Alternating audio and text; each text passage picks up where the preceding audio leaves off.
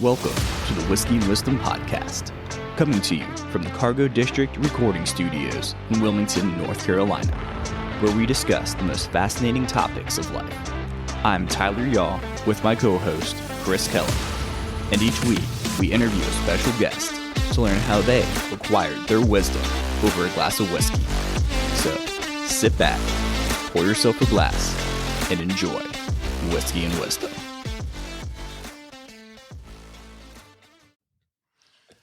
Welcome back to the Whiskey and Wisdom Podcast, everybody. You have myself, Tyler Yaw. And Chris Kellum. And we have two special guests here today, and they are Dr. Colleen. Dr. Sean. And Dr. Colleen and Dr. Sean are sports and performance physical therapists and the co-founders of Paradigm Performance Therapy. And before we get too far into it, we've always seen each other just kind of walking around co-works, and we'll wave and say hi and like the whole cordial thing. And then one of the days, Sean and I met outside in the parking lot outside of Beach Street, and we were just like, you know what? We've never actually had like an official introduction here yet, and it's been over a year. Yep. And I was like, you have an awesome story. You need to come on the podcast. So just the background of what happened with us and everything. And also we brought on Anne from Essential CrossFit. Yes. And I know she works with you guys quite a bit too, and just professionally over the years and stuff. And she's always talked very highly of you guys as well. So sweet. Yeah. Yes. We're very grateful. Yeah, Thank I you for follow having you us. on social media, and I'm one of those people like, oh, I know them, but I don't really know them, which is always really awkward, especially with our position. But now we get to know each other. Yes, so it's exactly. all good. Now you know us. Yes. Right. And you're stuck with us forever. So we'll be here probably. But before we get started, we are drinking Benchmark Top Floor. I really just found it because I went to the liquor store and they were like, oh, guess what? We got Benchmark in stock. I'm like, I don't know anything about it, but it's inexpensive. But supposedly it comes from the great distillery that is Sazerac, because they pretty much put out everything nowadays. This one, because these guys don't typically drink whiskey neat, I grabbed it because it's supposed to be a little bit smoother, a little bit lighter finish. It's supposed to have some creamy vanilla, some caramel, a little brown sugar, and berries on the palate. Sounds delicious. And they are wine connoisseurs, quote unquote. So we'll see if it's true. Check it out. Cheers. Cheers. Cheers. Have coffee. I'll even go. Oh, that's not bad at all. Smooth. Yeah, especially for, I think it was like $15. That's easy. Oh, wow. Easy to drink. Before we started, I was smelling it, trying to get all the notes like I would for wine. So Oh, some of yeah. the ones that you were saying, Yes. caramel, yes. Vanilla, yes. Yeah. The berries, I don't get the berries yet, but maybe it needs to breathe a little. Yes. Season. I feel like this is inexpensive enough. You could drink it all year long. Yeah. So I do that randomly. Like, when would I drink this? I'm like, well, for the price point, I'm going to drink it all year. Yes, right. If you can find it. But that's all. Is it something you would continuously drink neat though, or would you probably put some like ginger in there? Oh, this would totally get mixed. Like, this is what I would have at my cheap house bar, Gotcha. because I don't feel like buying Four Roses all the time. That makes sense. But yeah, now that we're done talking about whiskey for right now, tell us a little bit about yourselves. So I'm Dr. Colleen, and we've lived in Wilmington almost 7 years. Nice. And I finally feel like since we opened a business, this is really like our home now. It used to be a place that we lived, and now that we're business owners, I feel like it's taken on a whole new realm of what we really call home. So born and raised in Massachusetts, moved down here for Sean's job shortly after we got married, and yeah, just living our best lives ever since. So how did you guys meet? Did you guys meet in PT school then? We did, yes. Okay. Yep. Colleen wanted nothing to do with me. This is accurate. Only girl I ever chased. Yeah. After about a year and a half, she finally said yes. Looks like it worked out then. Yes. Yep, it did. It did, Fast yes. forward 2 years, we're engaged. Then 2 years later, we're married. And then basically got married. And 2 days after getting back from our honeymoon, we were down here. Oh, wow. Moved to Jacksonville because we don't know the area very well, and it was close to the base. But Jacksonville was just not for us. So within a year, as soon as we got that lease done with, we found a house down in Wilmington, and yeah, I love it down here. It's been great. And we thought maybe whenever I was done doing the job, we came down because I had an opportunity to work with MARSOC, U.S. Marine Corps Special Operations Command, as the head PT for 2nd Marine Air Battalion. And we figured once I left that job, we'd probably move back to home, Massachusetts, where all our family is. But no, we fell in love with it down here, and we wanted to open a business here. Yeah, we're locals, I guess you can say. Right, yeah. After this long, I'd say so. Yeah. It's crazy.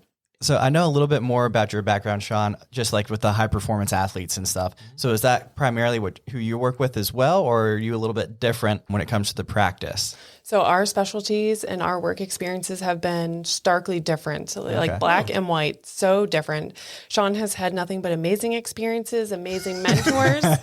And honestly, surface level, all of my experience has been a dumpster fire after almost to the point where I wanted to just give up being a PT altogether. Oh, wow. So when I first graduated, I was working in a skilled nursing facility, just chasing the money because I graduated with a ton of debt and just trying to make it. And then we moved here.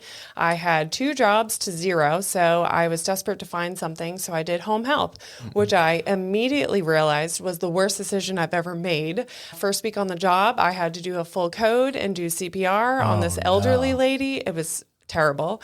And then I found a job in Jacksonville and it was okay. And then my most recent job has been outpatient, but a little bit of acute care. So my experience is not necessarily in the sports realm per se. I have a board certification in geriatrics. Mostly it covers the complex patient. So kind of all over the place. Yeah. But I feel like it's given me good experience to figure out people that are motivated, and really just the complex patient is really more my specialty. But she's also, a high school athlete, easily could have been a college athlete, done sports and working out all, recreationally all her life. So, I mean, making that transition into working more with younger, higher level athletes is not too challenging for her versus there's some PTs out there to try to do sports med because it's sexy, but honestly, they're not athletes, never were athletes, and they don't understand the physical demands or the mental demands that are required to do that sport. So how am I supposed to take that person and get from her to be where they want to be in meeting their goals if they've never done those things, right? Right. So I think a lot of PT isn't great because they don't have that understanding of how to go from here to here themselves personally. So how do I take someone and get them there? Right. Colleen can make that connection, and with her background, and she's just one of the smartest people I've ever met, way smarter than me, and she's been doing fantastic. I didn't pay him to say that, just so we're clear. I feel like since our experiences are very different, I feel like we complement each other really well, and to know our weaknesses and our strengths and kind of help, have a good collaborative approach. So I feel like that's been super helpful for us. Nice. That's how we ended up on the podcast together, because we worked together, but I think that was like the one time we had similar aspects to life, and then everything else was quite opposite. Yeah. It's always that yin and yang, right? Yes, exactly. It's beautiful. It is, definitely. So did you do sports in high school? Oh yeah. Multi-sport athlete growing up. I did every sport under the sun. I was at that crazy family where my parents were driving me from, I'd go with my mom, my dad would take my sister to different sports. We'd go from, let's say, get picked up after school, rush over to soccer practice, do some homework in the car. Then after soccer practice, I'm going to eat dinner in the car as we go to a football game that I'm playing in. After that, we got to go to Taekwondo practice at night and then come home eventually, right? And it was just whirlwind. So I did everything: football, baseball, basketball, soccer, wrestling. Oh, wow. I wrestled in college, Division II, under scholarships. So I was very fortunate for that. Yeah. And that was awesome. Yeah. So working sports has always been a part of my life. And I knew from a younger age I wanted to do something at athletics. When I realized I was not good enough to be an Olympic or professional athlete, which was heartbreaking, but so what's the next best thing? And with all those sports, I hurt myself quite frequently. I've had 7 orthopedic surgeries on my body between the times of 8th grade through my senior year in college. So I did a lot of rehab, and I figured that would be a route that would allow me to still work in the sports world. Yeah, that's fantastic. Yeah. So how'd you get into the PT world? So I was a triathlete. Well, not a triathlete. I did 3 different sports, but I did soccer, swimming, and track. So I guess you could be a triathlete. Yes. I've never put them all together, so I should, but I have not. So I actually was playing soccer, and I hurt my hip, and so I had to go to physical therapy. I couldn't lift my leg up, so to run was just terrible, and it was a horrible experience. But, I was 16. I didn't do what I was supposed to do, so was it a good success story? Probably not, but I thought, wow. I really want to do something in the medical field, but I pass out at needles, like getting my blood drawn. Like, this is just not going to work. But I love doing dry needling to patients. That doesn't bother me. But on me, forget it. So I wanted to find something that was in the medical field, but was sports enough, but not too medical. So I felt like PT was kind of the perfect avenue for me. So yeah, awesome. I love it. So it's been good. There's so many settings that you can work in. I've worked in all of them except for pediatrics. So you can have a lot of variety and flexibility depending on kind of what you're looking at. But this is definitely the best job so far that we've had.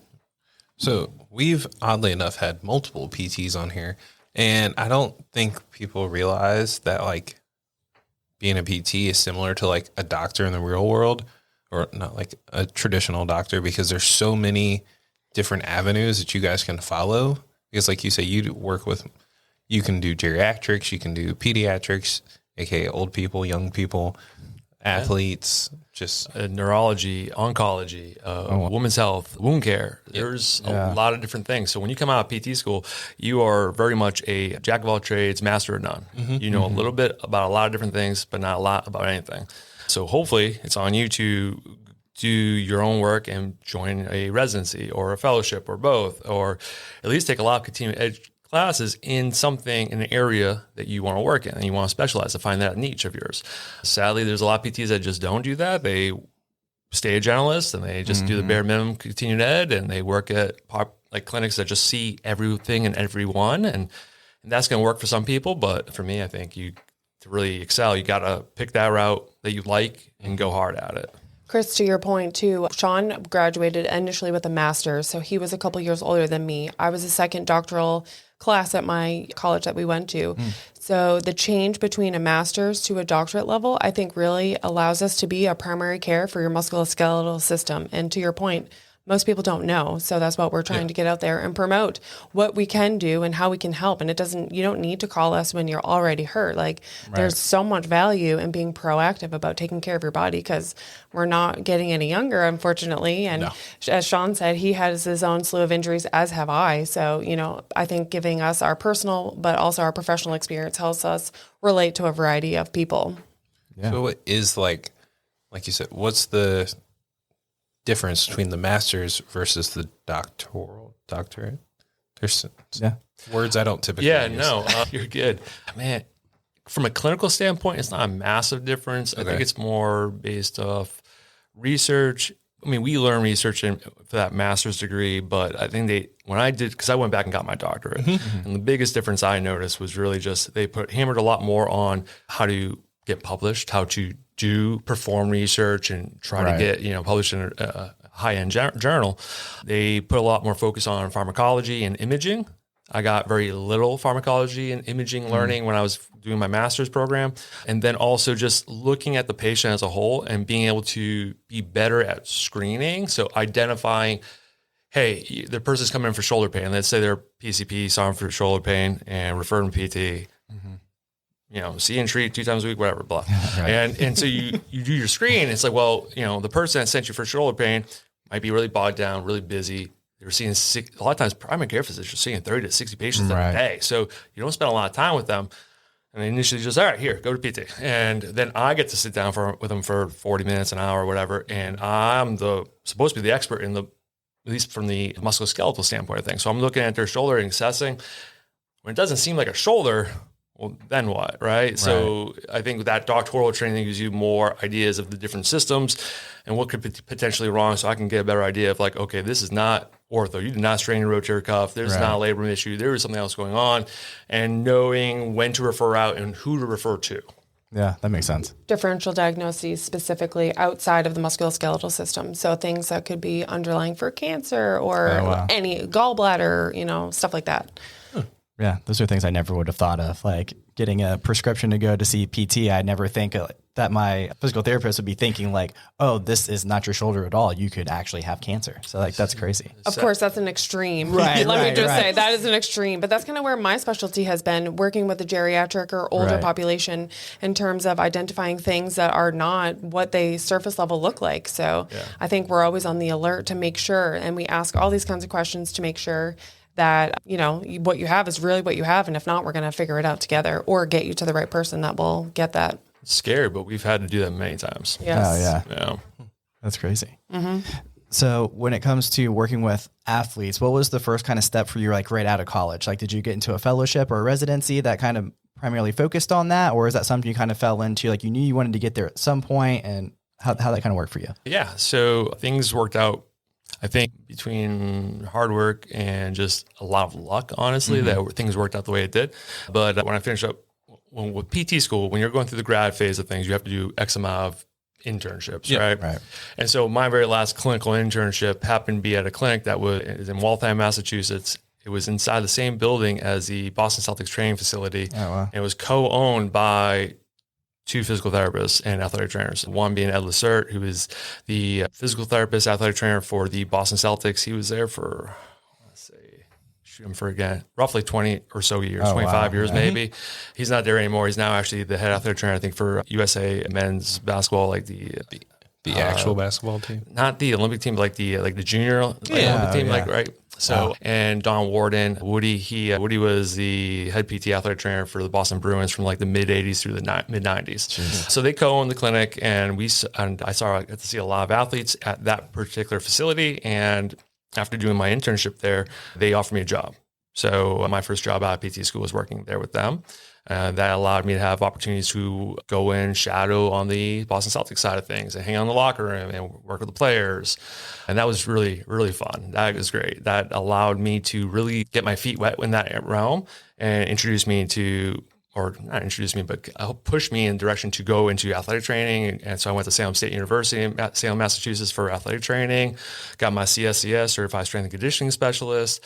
As I'm working in the clinic, working with athletes of all levels, getting to spend time with the Celtics, work with them, got to work with athletes, individual athletes that would come work with us from the NFL, the NHL, the WWE.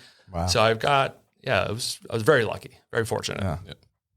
So it was funny too. I was thinking back like yesterday, I was like, all right, who all is coming on the podcast today? And I was going through, I was like, all right, Sean and Colleen are coming on. And I was like, oh, wait, like the Celtics have gotten really far in the NBA playoffs. And then my sister is a huge Celtics fan for some reason. And so she has good taste. Right. but they're not from Boston. I was going to say, from PA. yeah, we're from right outside of Philly. So like me and my dad are like Sixers fans. And then out of nowhere, poor she was- Philly. I know. That was sad. So of course my sister gave me hell like no one's business after they won in the playoffs, but whatever. And she's really into PT and stuff like that, and it's going down that road. And so I was like, oh, shit, I need to call my sister real quick. And so I was like, hey, guess who I'm meeting today? And she was like, oh, that's not fair. So yeah, she was excited I'm talking to you guys. Yeah, That's great. That's cool. Yeah, let her know. I've had my hands on Paul Pierce and Shaquille O'Neal. That's crazy. He played there. He finished. Yeah, everyone forgets. He was terrible that year. But yeah, his very last year in the NBA was with the Celtics for some reason. My favorite memory at the time that Sean was there, I had just graduated PT school and I was in between time you have to wait to take your board exam. When I took it, it was set day testing, so you could only sign up 4 times a year. So from May, I had to wait until July to take it. So I was working at the same business as Sean, but a different location. And so they had Shaq's shoe. And so I remember one year Sean took a picture of Shaq's shoe with his shoe. It looked like a toddler's shoe. It was so funny. I wear a 10 and a half. He's like at 24. Oh my God. It's nuts. That's crazy. It's ridiculous how big his foot is. Like So I've big. seen videos of him like trying to get into cars. Yes. I'm like, you're a little too tall. There's a picture out there somewhere with him next to Kevin Hart, and I love that picture. Yeah. I have not seen that, but I'm sure it's funny. Yeah. Well, it's him next to Kevin Hart, and then there's one with Yao Ming standing next to Shaq, and I'm like, well, Shaq's big, and then Yao Ming has him by like another 5 inches, and you're like, No, right? ooh. Tall wise. Yes, height, Yeah. not like Yeah, Shaq's thick. Shaq's He's a big boy. Yes. His size, the size of my whole body. How is it working on an athlete like that huge though? Because I'm sure it's very different than just like a normal human being. Yeah. You figure it out. Right, It's yeah. awkward though. It's very awkward. You go for like normal sized people, like 5'5" to 6 foot, and then you're working with someone that's like 6'12", 6'11", 7 foot, 7'1". It's like, how do I lift this up? How do I maneuver this? How do I use my proper body mechanics? I'm throw my back out trying to stretch his hamstring. Right. Let me get my step stool here real quick. I love. Exactly. So because you were working with professional athletes, I feel like, well, I would hope that they would try and get ahead of the game and go to PT sooner. I'm sure You would hope. You would hope. Doesn't always happen, but we try. We try to make that happen. And some athletes are fantastic at it, and some aren't, right? And we try to bring that same approach to our athletes here at Paradigm. Give that same kind of quality of one-on-one care that they deserve. We feel like everyone should be treated like a professional athlete, and so we try to treat them like that. And we try to give them all the same modalities and hands-on type of care and strength conditioning drills that we would give them to just our general motivated athletes around Wilmington. The big thing I've heard too from some of our athletes, as Sean specifically said, we say that all the time. You're an athlete. You have a body. You're working out. You're taking care of yourself. You're an athlete. But I feel like that sometimes gets a bad taste in everyone's mouth. Like, oh, I used to be. Well, maybe. But no, you still are. You're still invested in taking care of yourself. So we try to flip the script and encourage people that they are still an athlete no matter what they're doing. Yeah. Right. That makes it more fun too. I like to hear that. Yeah. I mean, I see you guys are always...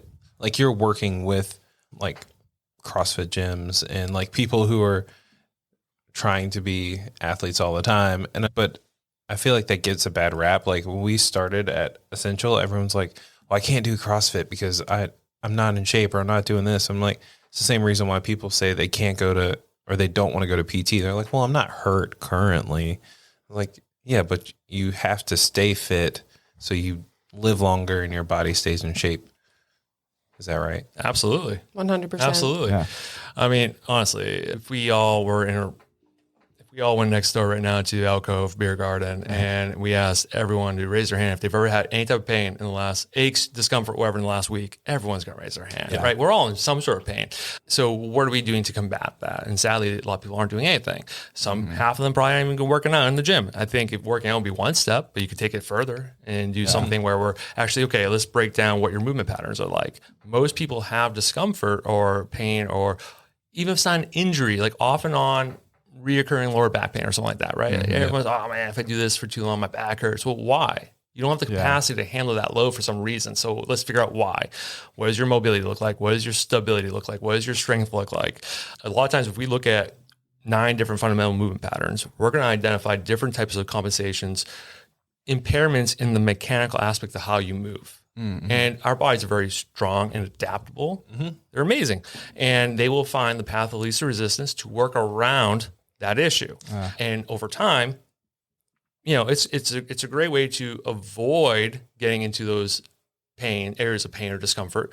So what I mean by that is, let's say your hip is stiff. Well, that's if your hip is stiff, it's going to affect how you squat. And you're like, well, I don't squat. I don't put a barbell on my back. No, every time you get up and off the toilet or in and out of your car, up and down on your couch, that's a squat. And so if your hip is stiff and you're doing these things repetitively day in, day out, and you're compensating kind of around that stiff hip, you're going to overwork other areas of your lower back or your ankle or your knee or something like that. So then other things over time get a little stressed out more than they should be. And then all of a sudden things flare up. You're like, oh, shoot, my back hurts or whatever. And then you rest it, you back off, you stop doing things because, you avoid it, and rest makes it go away. Right. But all you're doing is treating the symptom. You're not fixing the root cause of why this is hurting. Why is this an issue? And over time, those compensations get worse. Other things start to flare up and get more impaired. And eventually a real injury does happen. Right. So that's what we're trying to explain to people. A lot of these little things, these little aches and pains probably could be prevented. And a lot of times there are signs that maybe a real injury is coming down the road, right? Yeah. So if we can figure out why you do these compensations, start cleaning up those movement patterns, all of a sudden you move a little bit better, then you feel a little bit better, and then you're performing a little bit better, whether it be in the gym or in life, around the home with the kids. Yeah, I feel like everyone feels like they have to compete or have a competition or a race set up to feel like they could benefit from us. But to your point, we're all training for life. We all want to live a long life, but we don't feel like we need to take those little steps until we're already hurt. So that's where we're trying to flip the script and create a paradigm shift on that. Right, yeah. So is that where the name came from? Kind of. Yes and no. Yeah, yes and no. Go ahead. Funny story. So it was a long progress from the time of me having a situation that really forced me to say, Sean, I'm not going to be a PT anymore. And he kind of was like, I'm sorry, what? I said, I'm just over it. I'm so done. I'm burnt out. I am probably just going to do, I don't know, I'll be a barista. He was like, those don't pay the bills. I was like, well, I really don't care. So we'll figure it out. blah, blah, blah. So Sean, when we first got together, he had said, let's open a business one day. And my immediate reaction was, there's 0% chance I ever want to do that with you. Like, it's just never going to happen. So if then me knew now what we do, I would die. Anyway, sidebar. So it was like probably a 10-month journey for me to be like, what can I do? What can I have something that I'm still passionate about and not feel burdened with?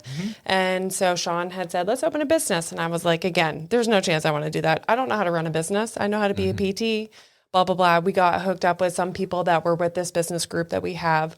And, I started to think, well, why not? Why not? I'm not happy with what I'm doing. I'm about ready to quit and do nothing relevant to PT. So why not? So that's where we came in with that. That year in July 21, we went to Napa.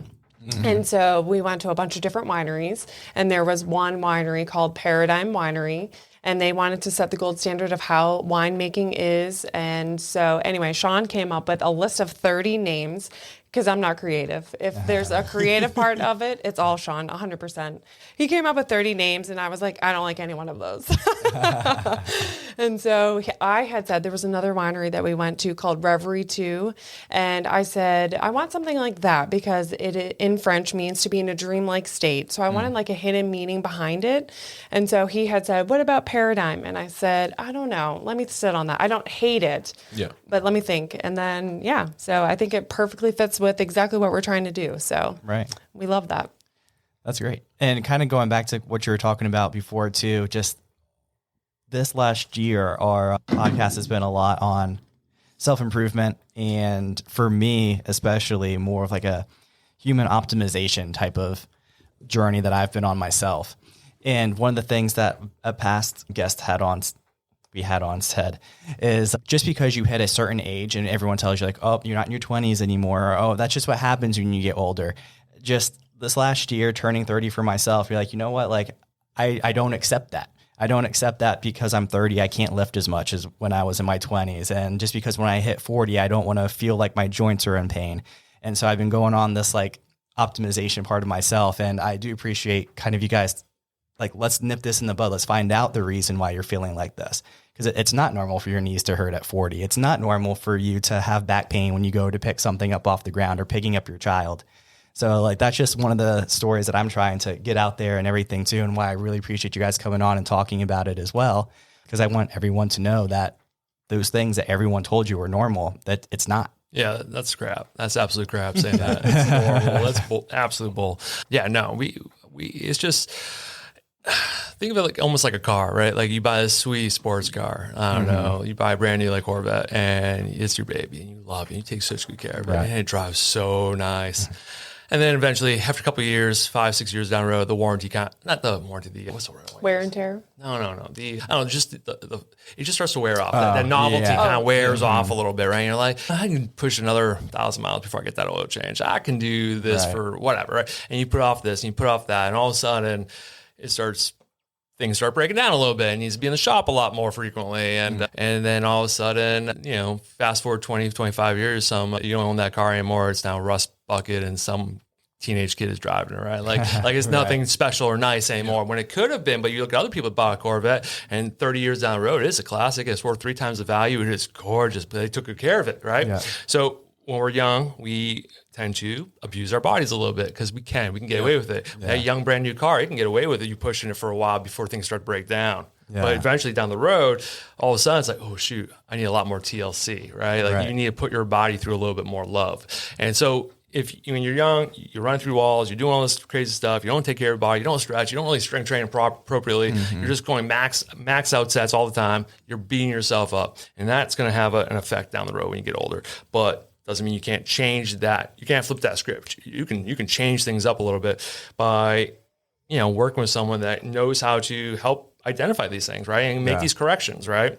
And so giving yourself a little TLC, man, you can live forever. You can run like crazy. Right. And that's why you see some 70-year-old men that are just decrepit. They stay at home with their wives. They're not doing anything. And then other 70-year-old men and women, they're out running marathons. Like I have one client who's just literally 70-year-old triathlete, and she just dominates, and she always ends up on the podium every time. That's crazy. It's great. But then you got other people, and I look at like other people sometimes, it's just like, shoot, man, It doesn't have to be this way. No. It doesn't have to be. You can change that, and it's never too late to change that. I agree with that. Also, too, how long does an average car last, right? 25, 30 years, maybe not even 30. How long do we want to live, right? Our lifespan is way longer, so we need a lot more upkeep to maintain that level of functioning. So if you want to live long and play hard and be able to be active, you got to put the work in. Yeah.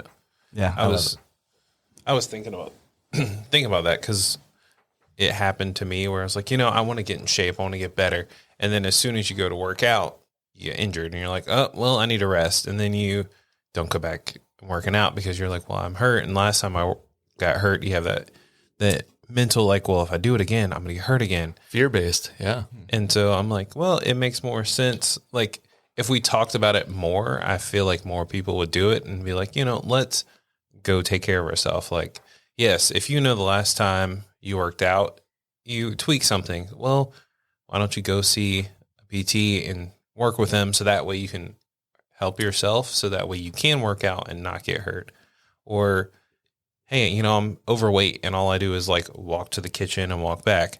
Okay, what can I do to get myself off of that track? So when I do want to walk here to the end of the block, without me being injured, go see a PT or have somebody come see you. Absolutely. we like to have like a point of view as you're the driver of your bus, your car, your engine, whatever you want to call it. And we're just your co-pilot coaching you on getting to exactly to all those goals that you want to achieve, where you feel empowered to take control of your body. Because as much as we want to go home with all of our patients to make sure they're doing all the things, we can't. So we want to give you all of our knowledge so that way when you are, going back to working out after an injury, you feel strong, you feel confident that you're not going to get hurt because you've put in the work, you've done all that you can, and now you know better for the next time. So we kind of want to position you as the hero, and we're just there cheering you on.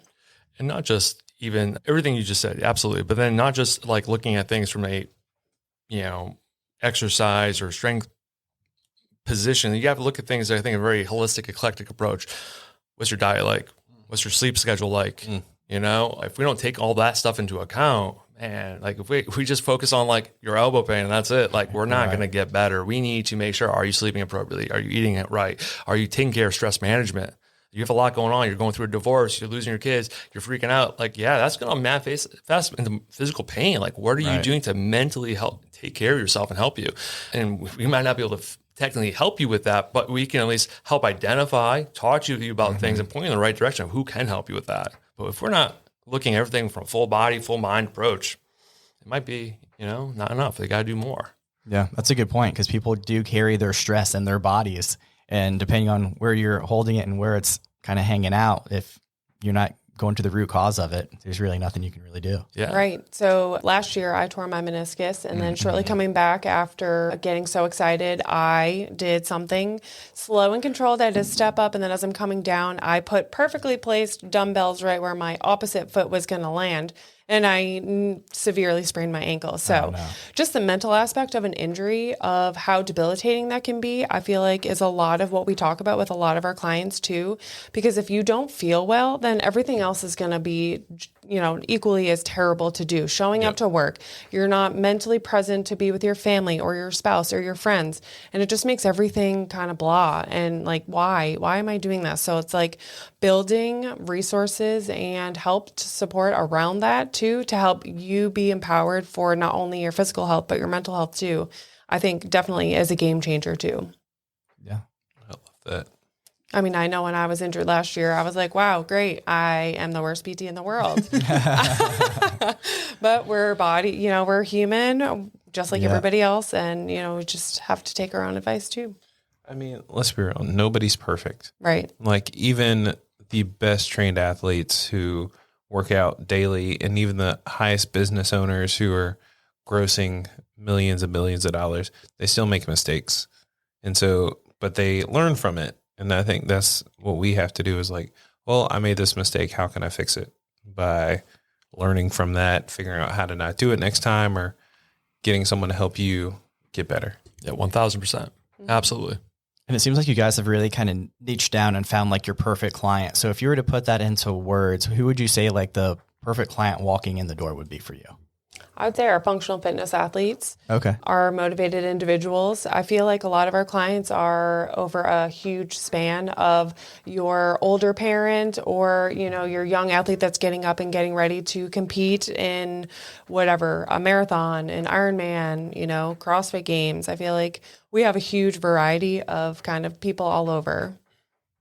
I've also seen you guys have a pretty cool belt in your practice too. We were talking about the belt.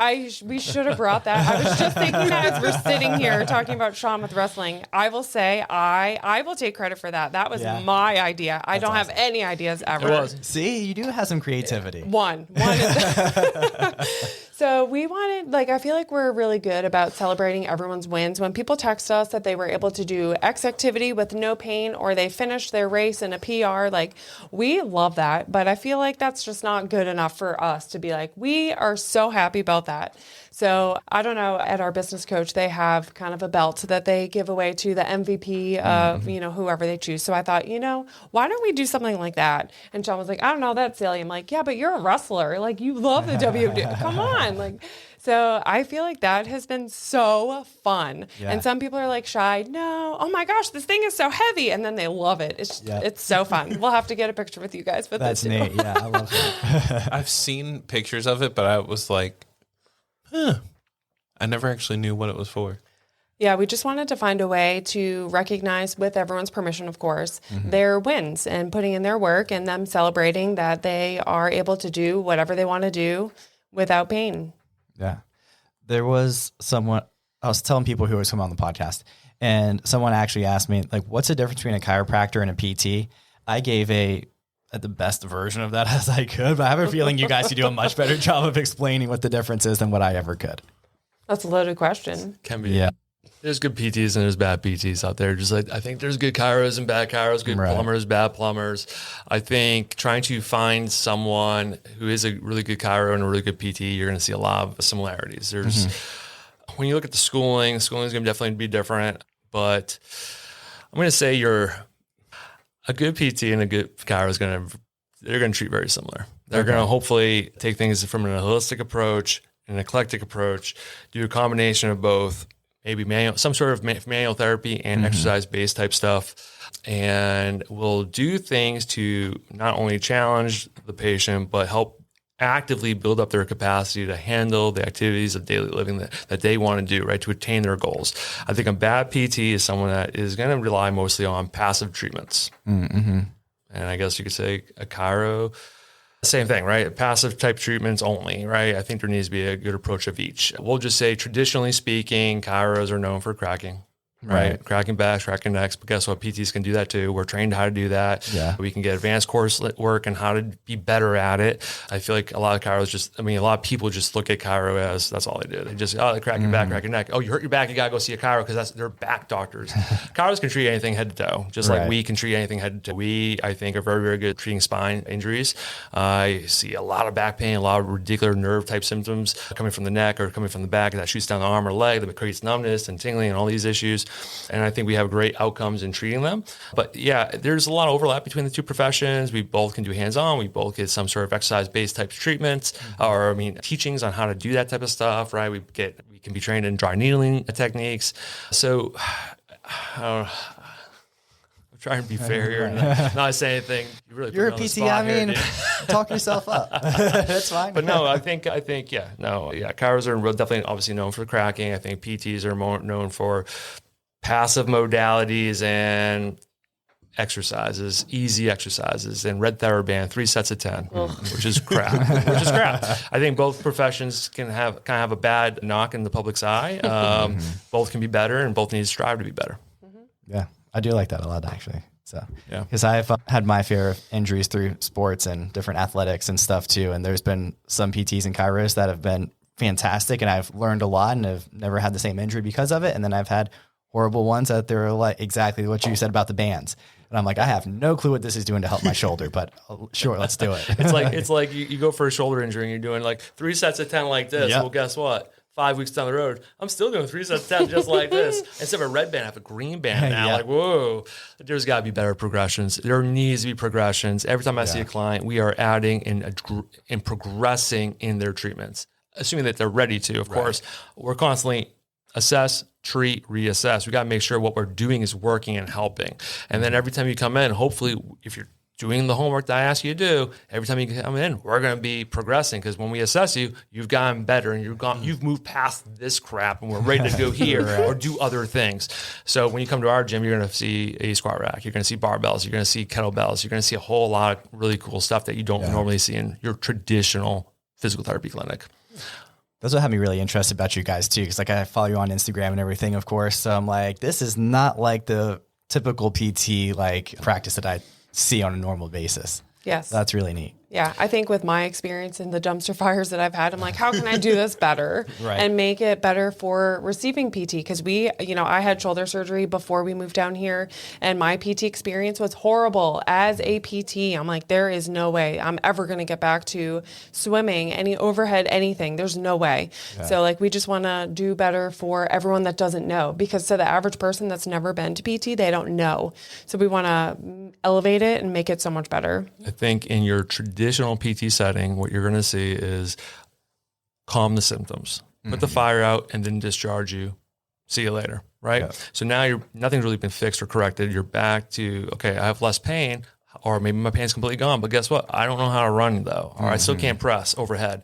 Or you think you can, so you go back to doing the sport, and within 2 weeks you re-injure it or re-aggravate it, because nothing has really changed. You haven't fixed really anything yet. So I think, I just call what we do good rehab, but some people, I could see it as bridging the gap between rehab and performance, right? So people might look at rehab as just calm down the symptoms, get them out of pain, moving okay, and then they discharge you because the PT doesn't know how to get you back to that sport.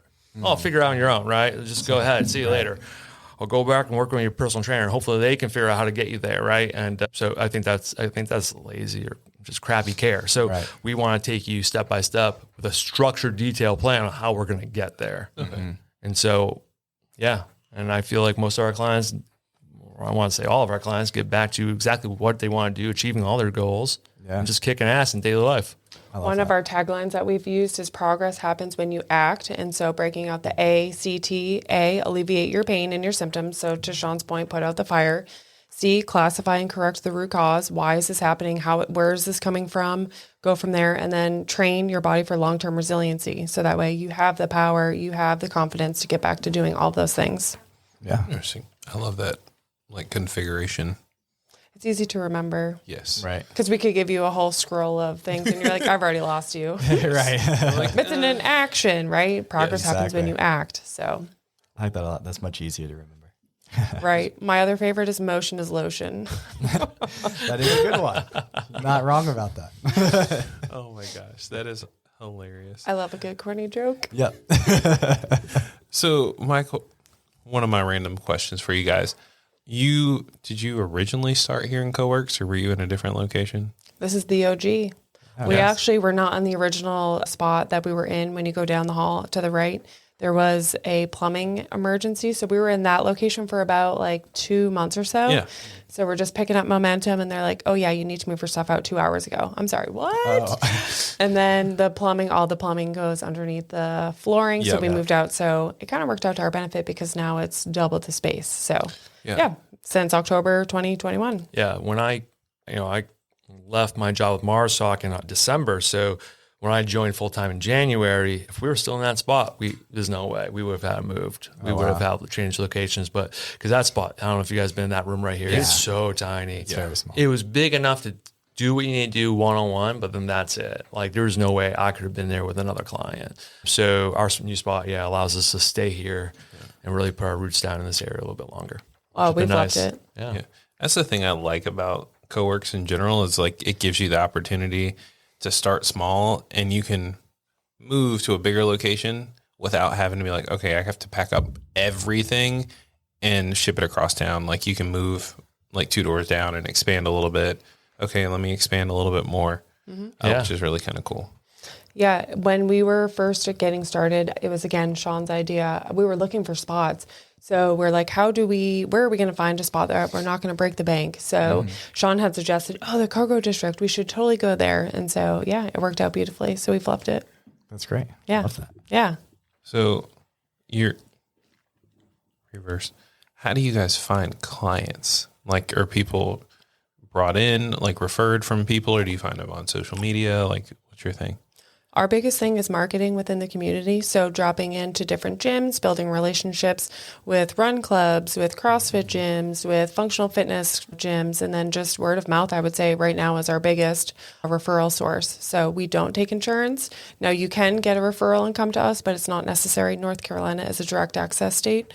So you don't need that to come see us. So we will accept it, but it doesn't really matter. Right. Nice. Yeah. Yeah, definitely word of mouth is huge. But yeah, when we were first getting started, the biggest thing was just dropping in with gyms, talking with coaches, talking with trainers, talking with owners of gyms, just building relationships. Yeah. You know, we're in for the long term, and we're just trying to get to know people and how can we help them, right? And just by doing that, we definitely gained some trust through different owners of gyms and coaches. And next thing you know, they're, you know, let's see how this goes. Let's refer a client there. Right. And when they're happy with the results, a few more clients come rolling in, which has been nice. And then the more people who help, the more they tell their friends, and it just grows that way. Really, we haven't done any type of paid advertising. We don't do any marketing or networking with your traditional doctor's offices or anything like that. It's just been All within the organic. fitness community of Wilmington. That's fantastic. And that probably really leads into what your niche is anyway. People that want to hit that like optimal self. So you're only getting those people that are going to do the exercises and will do the work. So I'm sure if you got prescribed to go to a PT, those are probably the people that are like, I'm not going to do those exercises they told me this week. Yes. So part of our process, 1000%. I agree with that, is we do a free phone consultation to basically do exactly that. We're not interviewing you really, but we just kind of want to see what do you need? What do you have going on? What are your goals?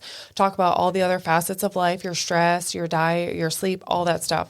So we can get a handle and really get you thinking about what's important to you and why is that important to you? Because when you can make that connection, it's much more meaningful to understand why you're doing whatever exercise that we give you.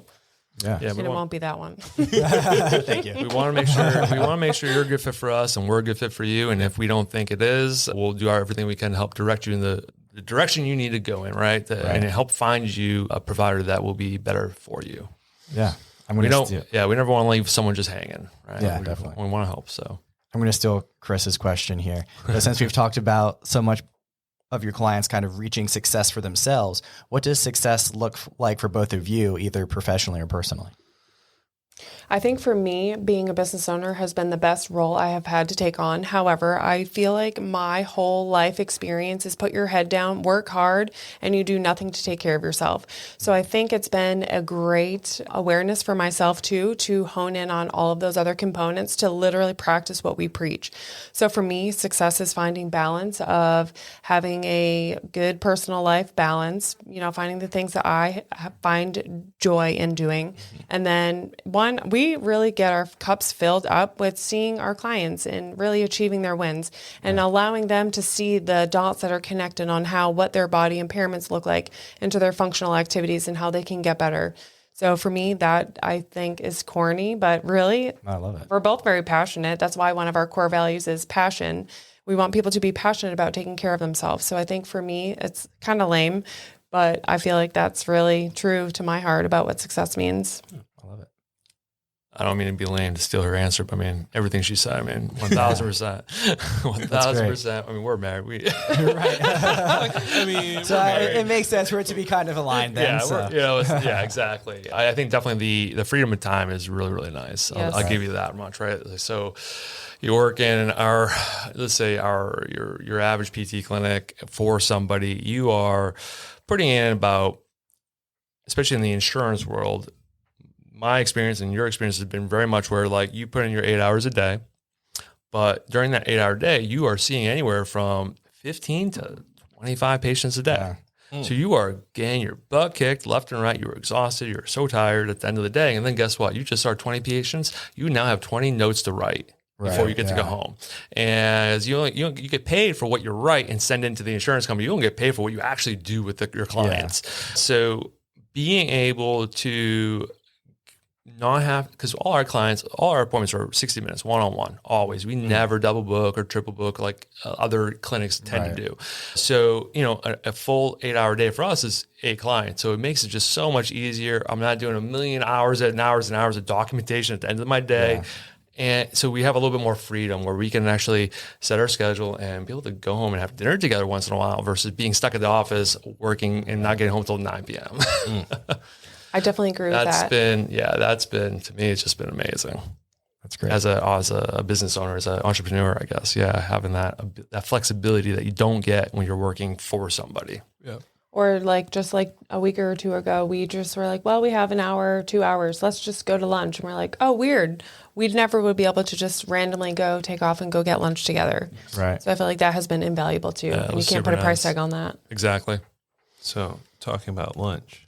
You got Chris on food. Great. What's your favorite burger joint in town? Oh man, Colin's going to have a hard time answering this one. I don't eat red meat, so I'm going to deflect to Sean. Burger joint, man. I don't know. So everyone keeps talking about Grimburger. I haven't tried it yet. Every time I want to try Grimburger, and we go to like a brewery just so I can try because that's where their food truck is, sold out. Yeah. Or it's like an hour line, and I'm like, I'm hungry now. I don't want to wait. That's why I haven't had it yet either. Yeah. I have mess hall. I do like mess hall. I haven't been there though since they reopened, so I'm excited to go check it out. But lately, dude, I've been digging the smash burgers next door at B Street. Yeah, those are pretty amazing. They've been pretty awesome. Yeah. I can't complain. I mean, there's some good burgers. So wait, you don't eat red meat. What do you eat? Do you eat chicken? Well, funny you should ask. So for the longest time, I really only ate chicken, seafood. I've just never had any kind of taste for any red meat. Yeah. Just trying to, like Tyler said to begin with, like our holistic. So I did a food allergy test. Now I know there's not great research, but just trying to get all the things together. It came back that I have allergies to chicken, egg whites, egg yolks, and bell peppers. So I'm navigating life without that. But yes, normally I would eat chicken, seafood. Yeah. So we've been experimenting with tofu and tempeh. It's been terrible. No, don't say that. I'm shocked that you've even tried as much as you have, I'll be honest. Before he's like, I'm never doing this. I'm not doing that. Team player over here. I agree. You have been very good. I mean, I probably should do some food allergy tests or something, but I'm proud of myself. Despite the fact that I still haven't come to see you guys yet, I'm still smart enough to know, like, if I eat this food, I'm going to have this reaction to it, or I'm going to do that. And there's so many people who nowadays are like, oh, I ate this, and 20 minutes later, my stomach hurt. Mm-hmm. I'm still going to go have that for lunch tomorrow. And I'm like, nah, just go get something different. Yeah. Listen to your body. Definitely. Yeah. No, dude. Oh my God. I mean, when I was like younger, high school and college, I felt like I could just eat anything and be fine. But now it's like, no, dude, you're 38. That's not the case anymore. Exactly. So yeah, I still do things, but I'm more strategic about it. Yeah. Like, all right, I'm not going to do this all the time, but I'm trying to get him to do the testing too. He needs it more than I do.